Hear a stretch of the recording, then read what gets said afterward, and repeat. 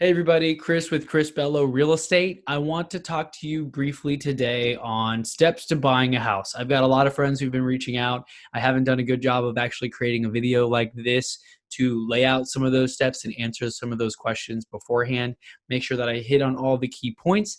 That way I can just send you the video link. You can watch it on your own time. You can have a 3 to 4 minute video, hopefully is what I'm trying to keep this to, and know what the overall steps are so that when we go and start looking at houses and making offers, you know exactly what it is that the process is going to look like. So I've got some notes on my screen here. Let me just make sure I've got them pulled up. 1 second.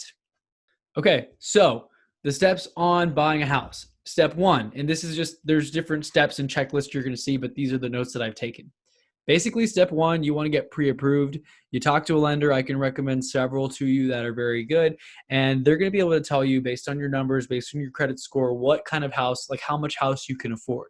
The worst thing you can do is start to look at houses that are $300,000 or $400,000 and are beautiful and that you love, and then realize that, oh, womp womp, you can only afford the $200,000 to $300,000 range.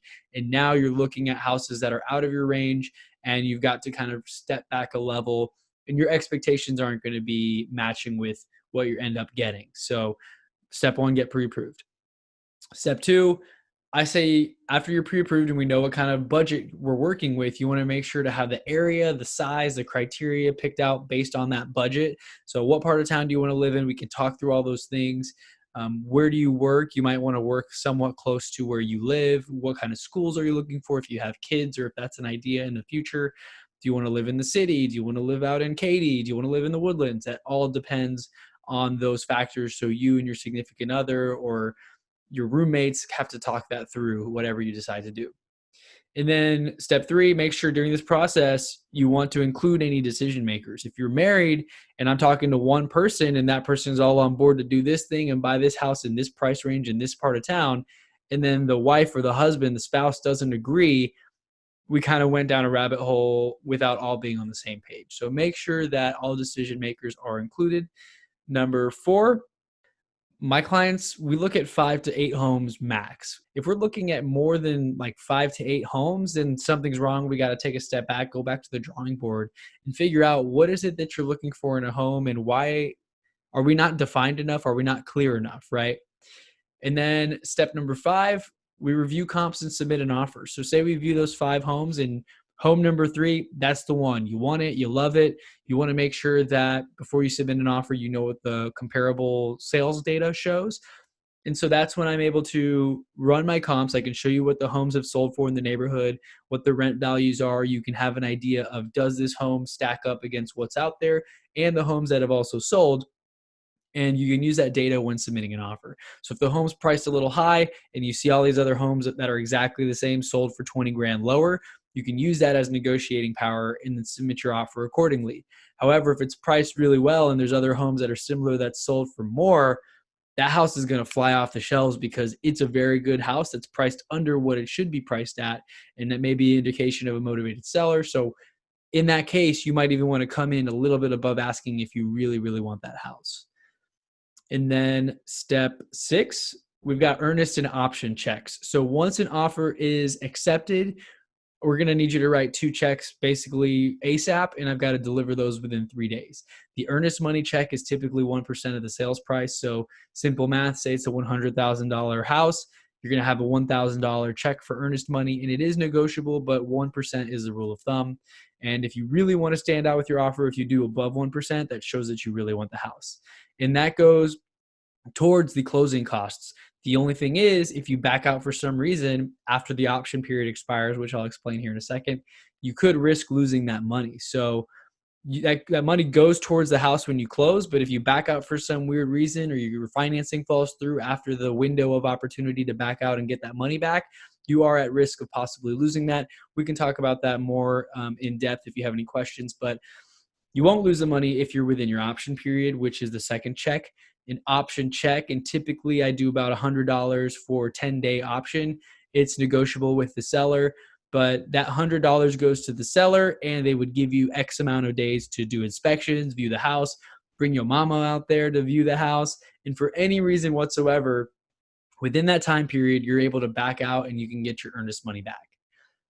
And step 7, okay, so say we're in the option period. You've got 7 days to get your stuff together and make sure you like this house. You're going to get an inspection done.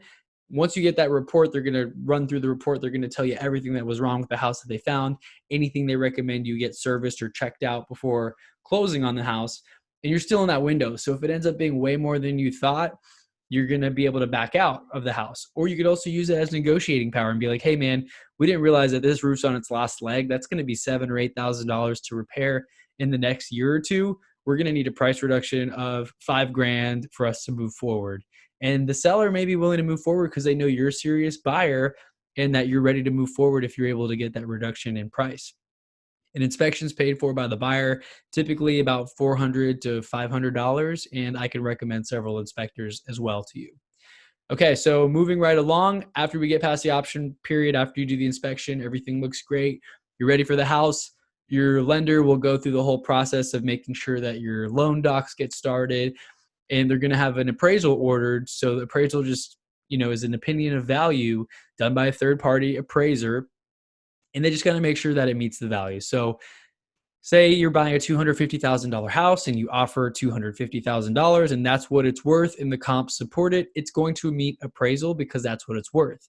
If you try to get that property under contract at $400,000 when really it's like worth $250,000, it's not going to appraise and the lender's not going to want to lend on that kind of amount because the value is just not there, if that makes sense. And then step 9, there's a lot of little steps in between, but this is the high level stuff. So step 9 is going to be closing. You've gotten the inspection done. You're past the option period. You've gotten the appraisal done. It's met appraisal. Everything looks good. Everybody's happy. You're approved and you get that clear to close from a lender. The lender is going to advise you on the exact amount to bring to closing. They'll tell you what to bring. And you don't want to make any major purchases during this time. Like, don't put any major expenses on a credit card. Don't buy a car. You'd be surprised. People do stuff like this. And if you do something like that, it could mess up your loan and you could lose the approval on that. Your loan will get denied and you'll fall through. And there is some protection in there. There is a time period in the contract that I can negotiate on your behalf. So if the loan is denied for any reason, you can still get your earnest money back. But if you go past that window and then you try to buy a car like 2 days before closing and then your loan falls through, technically you're at risk at also losing your earnest money, which could, if you're buying a $350,000 house and you do 1%, that's $3,500. I've seen it happen before on a previous deal. So make sure to keep that in mind. So again, real quick, let me run through all these steps. Step 1, get pre-approved, talk to a lender. Step 2, choose your area, size, criteria, etc. based on budget. 3, make sure to include decision makers throughout. Step 4, view 5 to 8 homes max ideally. You can view a home a second time if you really need to make sure that that's the one. Step 5, review your comps and submit the offer, and I can help with all of that. Step 6, drop off your earnest and option checks. Again, I can pick that up for you. I can drop it off to the title company and to the seller. Step 7, inspection. You can use that to negotiate price or repairs if needed. Step 8, appraisal. If it appraises low, you can renegotiate the price, or you can get the earnest money back and back out. Or if it meets appraisal, you're all good. You can continue moving forward. Step 9, closing. The lender will tell you how much money to bring to closing. We'll set a time, a date. I'll bring you a nice little closing gift. We can take a cool selfie out there and everybody will be happy. You'll have some great content to post on social media and you can give me 5 stars afterwards. So that's basically how you buy a house.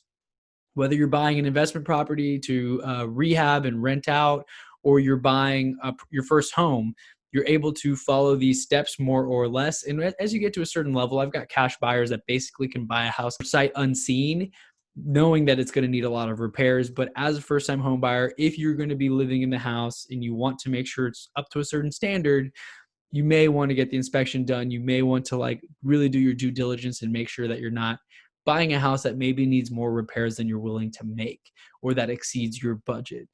So questions, comments, concerns, please hit me up. I am available.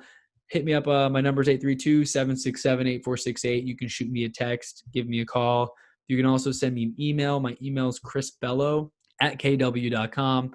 With that, I'm signing off. Thanks so much for your time. Look forward to helping you buy a house, sell a house, rent an apartment, sell other stuff maybe. I'm a problem solver. I'm a real estate problem solver.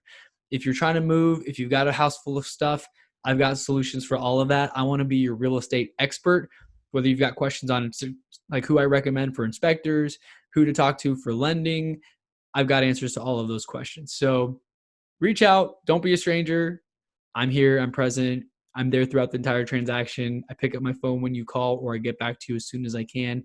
And I make sure to answer all the questions for my clients as they come up to make sure you're not in the dark any step of the way on the process. So really hope that if you're thinking about buying a house at some point this year or doing anything real estate related, you consider hiring me to serve you throughout the transaction.